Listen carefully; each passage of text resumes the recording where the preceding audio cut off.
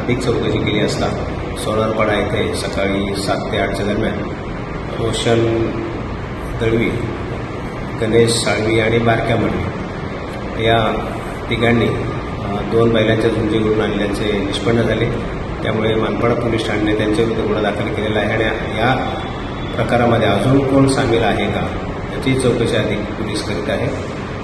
या झुंजीच्या वेळेस बैलांना त्यांनी क्रूरतेची वागणूक दिलेली आहे, तसेच जमलेल्या लोकांच्यासाठी त्यांनी कोणतीही सुरक्षेची उपाययोजना केलेली नव्हती, त्यामुळे त्यांच्या जीवितात धोका निर्माण झाला होता। तर ह्या सर्वांचाच विचार करून त्यांच्यावर गुन्हा दाखल केलेला आहे। अधिक तपास चालू आहे।